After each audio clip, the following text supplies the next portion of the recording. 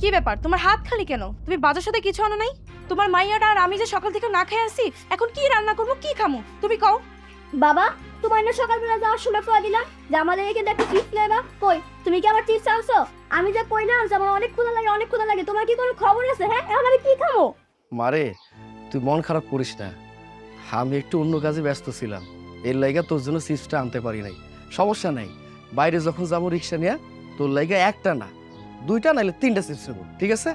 বউ, আসলে হয়েছে কি, হঠাৎ করে আমার রিক্সার একটা চাকা নষ্ট হয়ে গেছে, পরে হাতে টাকা পয়সা যা ছিল ওইটা দিয়ে নতুন একটা চাকা কিনেছি। কি করব কও, রিক্সার সমস্যা হলে তো সমাধান করতে হবে নাকি, কারণ ওই রিক্সাটা চালাইয়া তো খাই। আর একটা কথা, মানে ওই আসার সময় রহিম আছে না, রহিমের কাছে গেছিলাম দোকানে, কিছু বাজার সাথে বাকি নেব, কিন্তু হয়তো আমার দিল না, লোকজনের সামনে আমার অপমান করলো, এই জন্য কোনো কিছু আনতে পারি নাই। তুমি চিন্তা করে না বউ, আমি একটু আরাম কইরা রিক্সা নিয়ে বাইরে যাবো, যাওয়ার পরে বাজার সদাই যা যা লাগে তুমি আমারে কইবা, আমি সব কিছু নিয়ে আসো। হইছে হইছে, তুমি তোমার নাটকগুলো এবার শেষ করো। এইভাবে সংসার চলতে থাকলে আমরা দুজন না খেয়ে মরে যাব। তুমি তোমার ভবিষ্যৎ নিয়ে থাকো, তোমার ভবিষ্যৎটা পুরো অন্ধকার, সে সাথে আমার লাইফটাও শেষ। আমি আর এই সংসারে একটা বিন্দু থাকবো না, আমি আজকেই চলে যাব। আহা বউ, তুমি এত রাগারাগি করতেছো কেন?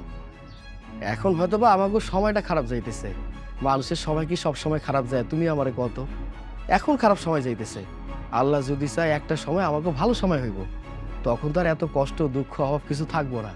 তুমি কোনো চিন্তা করো না, একদিন আমরা ভালো কিছু করো। আরে এইভাবে রাগ করে থাকো না তো। এই রাহো তো তোমার কাহিনী, যার এতদিনে পরিবর্তন হয় না আর সে নাকি এখন পরিবর্তনে আসবে। থাকো তুমি তোমার সংসার নিয়ে, আর থাকো তুমি তোমার রিক্সা নিয়ে, আমি চলে যাচ্ছি। মা, তুমি এগুলো কি কইতাছো? তুমি চলে যাবা মানে? তুমি কি পাগল হয়ে গেলা নাকি? আমি কেমনে থাকবো? এখন তো মা বলে দরদ দিয়ে পড়ছে না, আর সারাক্ষণ তো বাবা বাবা করিস, তখন তো মায়ের কোনো দরকার পড়ে না। থাক তোরা, আমি গেলাম। বউ, ও বউ, তুমি কই যাইতেছো? তোমার মাথাটা মনে হয় অনেক গরম হয়ে গেছে। আচ্ছা তুমি একটু ভিতরে যাও না, একটু বসো, একটু দমটাও নাও, আরামিস করো। কি শুনবো তোমার কথা? এতকাল তো বহুত শুনছি, দেখাইছো না অনেক পরিবর্তন। তোমরা থাকো তোমাদের এই সংসার নিয়ে, আমি আর এইসব ঝামেলা পোহাইতে পারবো না। আরে বাবা, আমার কথাটা একটাবার শোনো না। আল্লাহ যদি চায় কখন কোন অবস্থানে মানুষকে পরিবর্তন করে এটা কি বলা যায়? তুমি আমারে কত, হ্যাঁ? আমাকে সংসার কি সারা জীবন এরকম থাকবো না তো। আর আমি কি শিক্ষিত বলা না, আমি একটা চাকরির জন্য চেষ্টা করুম তো, সমস্যা নাই, সব ঠিক হয়ে যাবো। তোমার লগে থাকলে এই সংসার সারা জীবন এমনিই চলবো, আমি আর থাকতে পারবো না, ব্যাস। আরে বাবা, তুমি শুধু শুধু রাগ করতেছো। তুমি যদি চলে যাও পাড়া প্রতিবেশী কি কইবো? হ্যাঁ, লোকজন নানান কথা কইবো, থুতু দিব। তুমি এইসব কাজ করো না, যাইও না। আমি বহুত দেখছি, বহুত সহ্য করছি, আর সহ্য করতে পারবো না। যার 9 দিনে কিছু হয় না, সে 90 দিনে কোনো পরিবর্তন করতে পারবো না। আমি আর এই জ্বালা যন্ত্রণা সহ্য করতে পারবো না। বউ, আমি তোমার পায়ে ধরতেছি বউ, আমার কথাটা একটাবার শোনো। আমি তোমার স্বামী হইয়া তোমার পা ধরছি, আমার কথাটা শুনতে হইব তোমার। দেখো বউ, মানুষের খারাপ সময় সব সময় থাকে না, আমাকে একদিন ভালো সময় আসবো, তুমি কোনো চিন্তা করে না বউ। তোমার এখন থেকে আর কষ্টে থাকতে হইব না, না খাইয়া থাকতে হইব না। দরকার হইলে আমি আমার রক্ত বেচুম, আমার কিডনি বেচুম, তারপর আমি তোমার সুখে রাখো। তুমি এইসব কাজ করো না, আমাকে সারা যাইও না। আমার ভাইয়াটার কি হইব তুই ভাইবা দেখছো? আমার কথাটা শোনো বউ, তুমি এতটা পাশা রইও না, আমার কথাটা রাখো। এই সত্য, আমি আর এখানে সহ্য করতে পারবো না। এ বউ, আমার কথা শুইনা যাও, আমাকে সারা যাইও না। আমার ভাইয়াটার কি হইব? আল্লাহ, ও আল্লাহ, এটা কি হইল? থাক বাবা, তুমি কাঁদো না। যে মা কি নামো করে এত বিপদের সময় ফালা রেখে চলে যেতে পারে, তাহলে আমরা এখান থেকে ভাইবা নিমু। আমি ভাইবা নিমু যে আমার বাপ মরে গেছে, আমার বাপ মৃত। আমি সারা জীবন তোমার লগেই থাকবো বাবা। মারে, আমি তো বাইরে আটকাইতে পারলাম না। বেলি, এই বেলি, কই রে মা তুই? কি হয়েছে বাবা? মারে, বেলা তো মেলা হয়ে গেছে, অনেক ক্ষুধা লেগে গেছে, একটু বাইরে যাই, খাবার টাবার নিয়ে আসি। কেন তুমি বাইরে যাবো আমার লিগা? ঘরের ভিতরে যা যা ছিল আমি সবকিছু রান্না করে ফেলছি। কি? তুই কি কইলি? তুই রান্না করছস? হ্যাঁ, আমি নিজের এই হাতটা দিয়ে রান্না করছি। আমি ডাল রান্না করছি, আলু ভর্তা বানাইছি। তুই আমার ঝাল বেশি পছন্দ কর না, এই কারণে বেশি করে মরিচ দিয়ে বানাইছি। আর ভাত রান্না করছি। আমার মাইয়াটা অনেক বড় হয়ে গেছে। মারে, তোর মা বাইসা থাকতো আমার কাছে মৃত। তোর এই বয়সে খেলাধুলা করার কথা, স্কুলে থাকার কথা, আর তুই এই বয়সে রান্না বান্না করতেছিস, আমাকে সংসারটা দেখতেছিস। তুই আমার ক্ষমা করে দিস রে মা। বাবা, তুমি আবার এগুলো কি বলছো? ক্ষমা করে দিব মানে? অন্তত পক্ষে এই কথাটা তুমি সবসময় মনে রাখবা। আমি কখনো তোমার বিপদের সময় ফালা রেখে যাব না। আমি সবসময় তোমার লগে থাকবো, তোমার পাশে থাকবো। আমার ভাইয়াটা অনেক বড় হয়ে গেছে, অনেক কথা শিখা ফেলছে। মারে, আমি তো ঠিক মতো খাইতে পারি নাই। হাইসকা, তুই তোর এই হাত দিয়ে রান্না করছস, তোর হাতে রান্না আমি খাবো, পেট ভরে খাবো। তুই তাড়াতাড়ি যা, আমার লেগে খাওন নিয়ে আয়। ঠিক আছে, তাহলে তুমি ঘরে যাও, আমি ভাত, আলু ভর্তা, ডাল নিয়ে আসবো। আচ্ছা ঠিক আছে।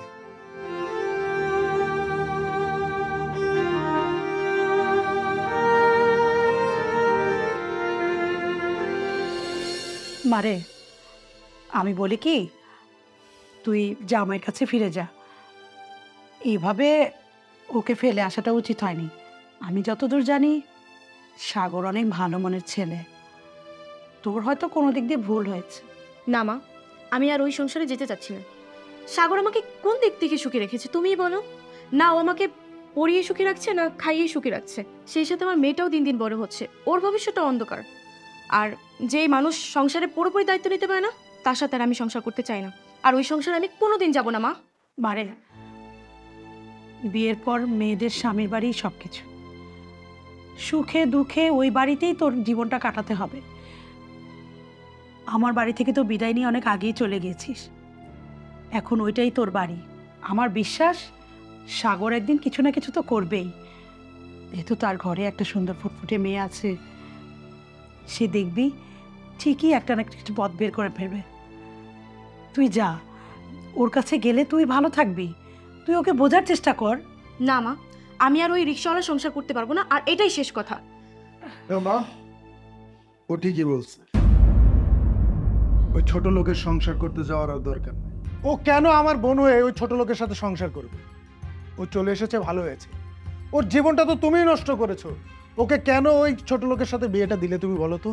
হ্যাঁ, আমার বোন কি দেখতে শুনতে কোনো দিক দিয়ে খারাপ? ওর কি লেখাপড়া কম ছিল? ওকে তো আমরা ভালো ফ্যামিলিতে বিয়ে দিতে পারতাম। শুধুমাত্র তোমার জন্য ওর জীবনটা এভাবে নষ্ট হয়েছে। ও আর ওই রিক্সাওয়ালার সাথে সংসার করবে না, আমি এটাই চাই। এসব তুই কি বলছিস? তুই বড় ভাই, তুই ওকে আরো শিখাবি কিভাবে সংসার করতে হয়, তা না তুই আরো ওকে উস্কে দিচ্ছিস। আমি আর কোনো কথাই শুনতে চাচ্ছি না। ও সাগরের কাছে ফিরে যাবে, এটাই আমার শেষ সিদ্ধান্ত। না মা, আমি আর ওই রিক্সাওয়ালা সংসার করতে পারবো না। আর যদি তুমি আমার উপর বেশি জোরাজোরি করো না, তাহলে তুমি তোমার মেয়েকেই হারাবে। মা, ও যে ডিসিশন নিছে এটা ভালো ডিসিশন নিছে। ও যেহেতু চায় না ওর সাথে সংসারটা করতে, তুমি ওকে জোর করো না। আমি ওর ডিভোর্সের ব্যবস্থা করছি। এসব তুই কি বলছিস? তোর বোন আর আগের মতো নেই। তোর বোন এখন এক বাচ্চার মা, আর তুই তোর বোনকে এইসব বলছিস? তোর বোন এক বাচ্চার মাকে তুই ডিভোর্স করিয়ে আবার অন্য জায়গায় বিয়ে দিবি? এই, এটা কি ছেলে খেলা পেয়েছিস? এক বাচ্চার মা তো কি হয়েছে? ওই বাচ্চার কি আমাদের ফ্যামিলির প্রতি কোনো টান আছে? তোমার প্রতি কোনো টান আছে? আমার প্রতি কোনো টান আছে? সে তো ওই ছোট লোকটার মতো হয়েছে। ছোট লোকের জন্ম ওই ছোট লোকের মতো হয়েছে, শুধু সারাদিন রিক্সাওয়ালা বাবা বাবা করতেই থাকে। আমাদের প্রতি কোনো তার মায়া দয়া কিচ্ছু নেই। ও তো ওর বাচ্চাটাকে রেখে এসেছে। ওর বাচ্চা ওর বাবার কাছে থাক, আমরা একটা ভালো ঘর দেখে ওকে বিয়ে দিয়ে দিই। শিপু, আর একটা বারও এই কথা বলবি না। ও বাচ্চা মানুষ, ও কখন কি বলে কখন কি করে সেটাও কি তোর ধরতে হবে? আর এসব কথা আমি আর একবারও শুনতে চাচ্ছি না। আমি শুধু চাই আমার মেয়েটা সুখে থাকুক, বাস। এই নিয়ে আর কোনো কথা হবে না।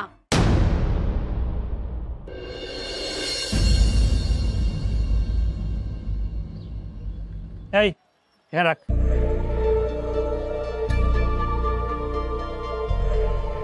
ভাড়া কত? ভাইজান 80 টাকা। হ্যাঁ বেড়া, এতটুকু জায়গা 80 টাকা, 50 টাকা নেই। দেখেন, 80 টাকা ভাড়া, আমি আপনার 80 টাকায় কইছি, 50 টাকা কইতেছেন কেন? তুই বেটা কিন্তু বেশি কথা বলতেছিস। তুই কি আমার চিনিস? আপনি যেই হন, আপনার চেনার আমার দরকার কি? 80 টাকা আমারে দেন।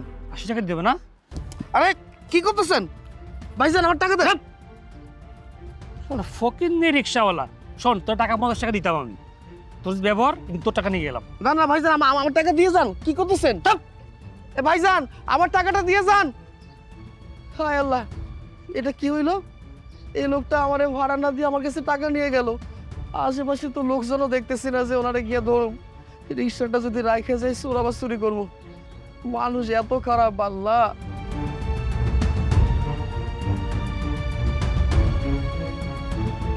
এই রিক্সা দাও, 12 নম্বর সেক্টরে আমাকে নিয়ে চলো, আমার খুব জরুরি কাজ আছে। আচ্ছা স্যার।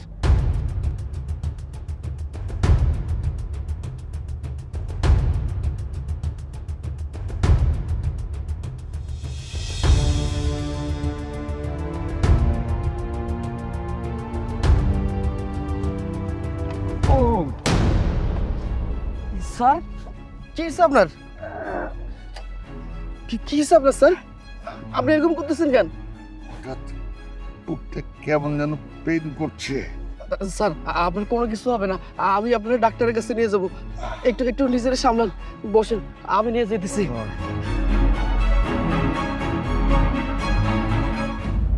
মিস্টার সাগর, আপনি যদি ওনাকে সময় মতো না নিয়ে আসতেন তাহলে হয়তো বা ওনার বড় ধরনের কোনো সমস্যা হতে পারত।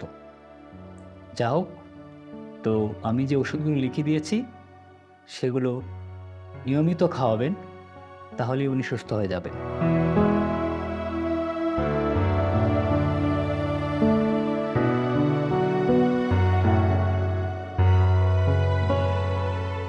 আর আপনি এখন থেকে সম্পূর্ণরূপে রেস্টে থাকবেন, আর এই ওষুধগুলো নিয়মিত খাবেন। আচ্ছা ঠিক আছে স্যার, আমরা তাহলে এখন আসি। আসেন স্যার।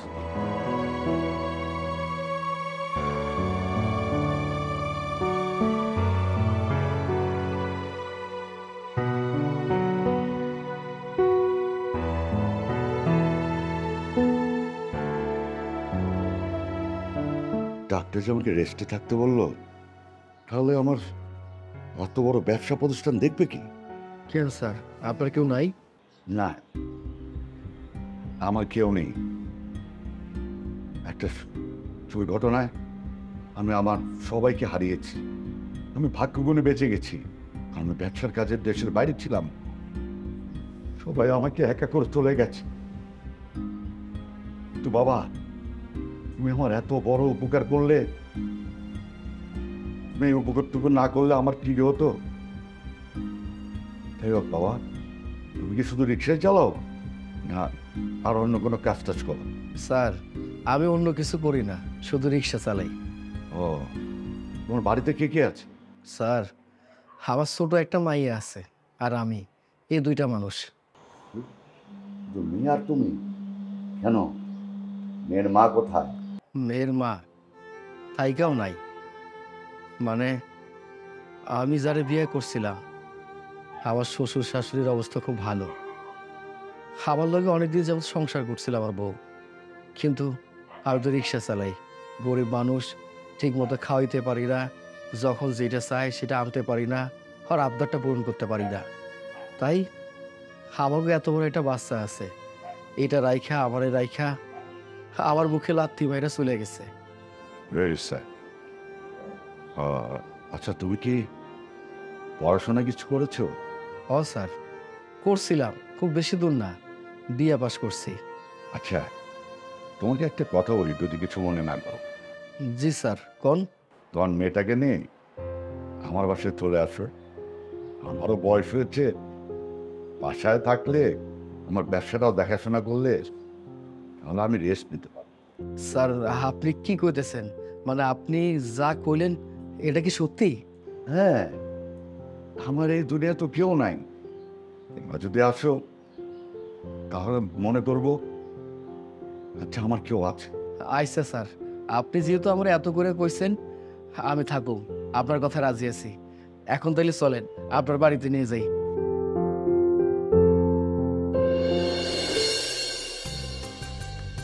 বেলি, ও বেলি, কই রে মা তুই? এই দিকে আয়। বেলি, কি হয়েছে বাবা, ডাকতেছো কেন? মারে একটা খুশির সংবাদ আছে। খুশির সংবাদ? কি কিসের আবার খুশির সংবাদ? আজকে হয়েছে কি মা তুই জানোস? কি হয়েছে? এক স্যার আমার রিক্সায় উঠছে, ওঠার পর হঠাৎ কইরা অসুস্থ হয়ে পড়লো, বুকের ব্যথা। আমি ওনারে কইলাম স্যার আপনি একটু ধৈর্য ধরেন, আমি আপনাকে ডাক্তারের কাছে নিয়ে যাব। পরে ডাক্তারের কাছে নিয়ে গেলাম, নিয়ে যাওয়ার পর ডাক্তার দেখলো ওই লোকটা সুস্থ হয়ে গেল। হওয়ার পরে আমার জিগাইতেছে এই যুগে তোমার মতো ভালো মানুষ কি পাওয়া যায়?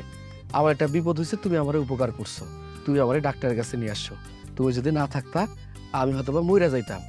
তারপরে আমারে কয় আচ্ছা তুমি যে আমার এত বড় উপকার করলা, তুমি করো কি? শুধু রিক্সায় চালাও, অন্য কিছু করো না? তোমার পরিবারে কে আছে? না না না আসায় বিষয় আমি সবকিছু খুলে কইলাম। তারপর ওই স্যারটা আমারে কইলো যে তোমার এখন থেকে রিক্সা চালাইতে হইব না, বস্তিতে থাকতে হইব না, এখন থেকে তুমি আমাগো লগে থাকবা। আমার ব্যবসা বাণিজ্য যা কিছু আছে, কোটি কোটি টাকার ব্যবসা, সব নাকি আমারই দেখাশোনা করতে হইব। আমি তো অবাক হয়ে গেলাম মা। বাবা সত্যি একটা কথা কই, আমার মাথাটা ঘুরাইতেছে। কেউ তুমি আমার লাগে মিশা কথা কইতেছ না, আমার লাগে মজা করতেছ না, এগুলা কোনো কথা? মারে আমি সত্যি কথা কইতেছি, এখন থেকে তোর আর বস্তিতে থাকতে হইব না, তুই দামি বাড়িতে থাকবি। সত্যি সত্যি সত্যি সত্যি মা, সত্যি। আল্লাহ আমাদের দিকে তাকাইছে রে মা, আল্লাহ আমাদের দিকে তাকাইছে। তোরে কইছিলাম না একদিন আমরা ভালো কিছু করুম, আল্লাহ যদি চাই আমরা ভালো কিছু করুম।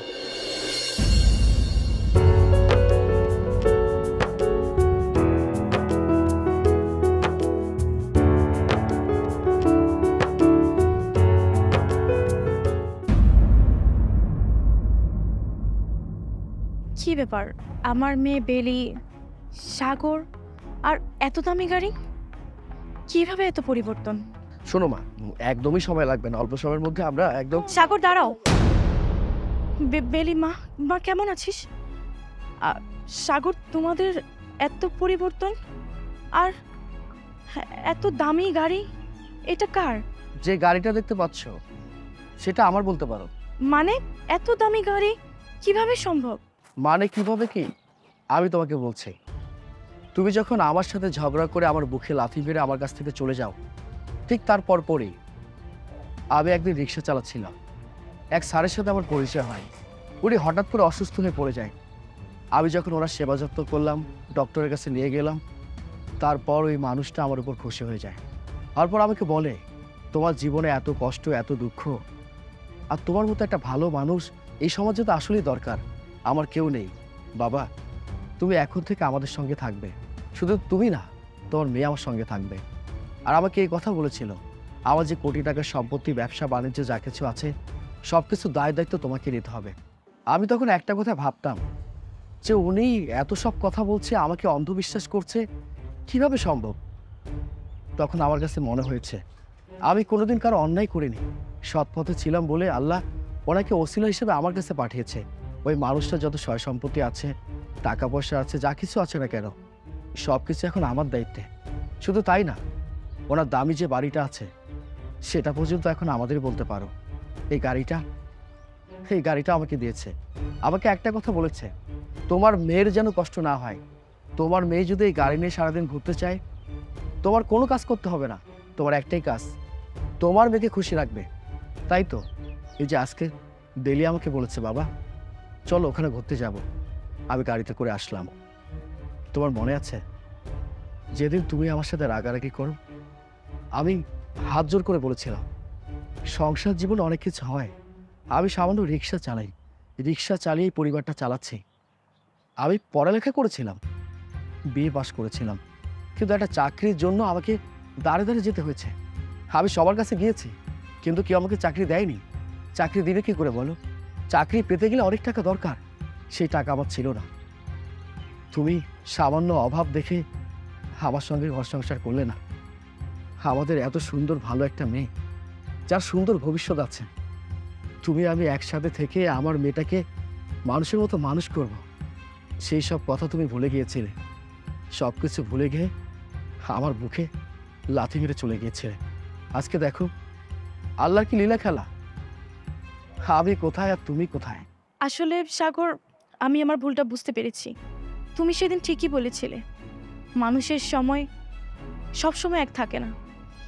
আমি সেদিন তোমাদেরকে ছেড়ে দিয়ে যে ভুলটা করেছি সেটার পরিণতি প্রতি মিনিটে আমি পাচ্ছি। তোমাদের এখন কত সুন্দরভাবে জীবনটা চলছে, আর আমাকে দেখো, আমার মা ভাই কেউ আমার পাশে নেই।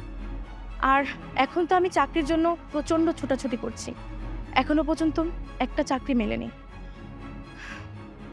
সাগর, সব কিছু কি আবার পুনরায় শুরু করা যায় না? না, শুরু করা যায় না। তুমি যেদিন আমার সাথে ঝগড়া করে আমার বুকে লাথি মেরে চলে যাও, সেদিন তোমাকে আমি একটা কথা বলেছিলাম, মানুষের সময় সবসময় একরকম থাকে না, প্রতিটা মানুষের সময় পরিবর্তন হয়। হয়তোবা তখন আমার খারাপ সময় ছিল, আমি তোমাকে হাত জোর করে বলেছিলাম যে আমার এখন যে খারাপ সময়টা আছে সেটা হয়তো সামনে থাকবে না, তুমি তারপরও আমাকে ছেড়ে যেও না। তুমি আমার কোনো কথা শোনো নি, আমার বুকে লাথি মেরেছিলে আমার মেয়ের সামনে, মেরেছিলে না? হ্যাঁ, বাবা তো ঠিক কথাই বলছে।